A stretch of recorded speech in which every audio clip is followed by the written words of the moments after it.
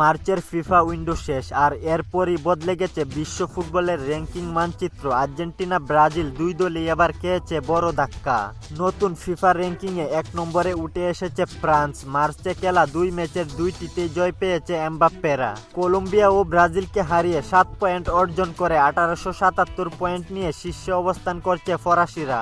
1876 point নিয়ে দ্বিতীয় স্থানে নেমে গেছে 2010 সালের বিশ্ব চ্যাম্পিয়ন স্পেন। অন্যদিকে এক ধাপ পিছিয়ে গেছে আর্জেন্টিনা। 1874 পয়েন্ট নিয়ে বর্তমানে 3 নম্বরে অবস্থান করছে আলবিসেলেস্তারা। অবাক করা বিষয় হলো, মার্চে খেলা 2 ম্যাচের 2টিতে জয় পেয়েও র্যাঙ্কিংয়ে এগুতে পারেনি আর্জেন্টিনা। কারণ তুলনামূলক দুর্বল প্রতিপক্ষ মৌরিতানিয়া ও জাম্বিয়ার বিপক্ষে খেলায় মেসিদের কোনো পয়েন্ট বাড়েনি। র্যাঙ্কিংয়ে 4 নম্বরে রয়েছে ইংল্যান্ড, আর 5 নম্বরে উঠে এসেছে রোনালদোর পর্তুগাল। ফিফা র্যাঙ্কিংয়ে আবারও বড় ধাক্কা খেয়েছে ব্রাজিল। ফ্রান্সের বিপক্ষে হেরে 1761 পয়েন্ট নিয়ে 6 নম্বরে নেমে গেছে আনচেলত্তির দল। মার্চ উইন্ডোতে 2 ম্যাচের মধ্যে একটিতে ফ্রান্সের বিপক্ষে হেরে প্রায় 4 পয়েন্ট হারিয়েছে নেইমারের দল।